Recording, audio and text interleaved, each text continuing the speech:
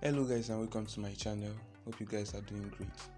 Alright, in this video I'll be teaching you how you can know a successful transaction and also how you can know a failed transaction. Before we continue, if you're new to this channel, kindly hit the subscription button and turn on the bell icon so you get notifications of important videos like this. Okay guys, let's continue. Alright, if I want to know whether a transaction is successful and if a transaction is not successful, all you have to do is just watch this video till the end. By the end of this video, you'll be able to differentiate a failed transaction from a successful transaction. Alright, let's check my smart chain. I think I've had a couple of transactions, I think so many of them, and if I want to know whether each of them, or if I want to know whether any of them is successful or is failed, very few steps I will give you now will take you straight to the site. You know whether it really went or it's a failed transaction. So let's just pick one. Let's pick this one.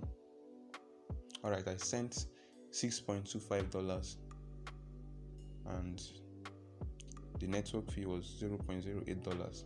So if I want to know whether it's successful. Actually, in this place now the status is completed, but I want to know whether it's really successful. All you need to do is just to click on more details down the screen. You see more details, just click on it to take you straight to a site called the BSC scan. BSC means Binance Smart Chain, so Binance Smart Chain scan. So this site will analyze everything about the transaction and about the blockchain you're dealing with. So actually we are dealing with Binance Smart Chain. That's the name of the blockchain. So these are the overview, or rather the overview of the transaction. You can see the status is successful. Actually it's successful, that's why it's in green. If it's failed, then it will write failed there. You can see the transaction hash, you can see the block, the timestamp, everything about the timing, everything is complete. And from you can see the wallet where the transaction went from, and the wallet the transaction went to, and it was successful. You can see the value $6.2, and the transaction fee was actually 0.09. So that's the real transaction. That's what happened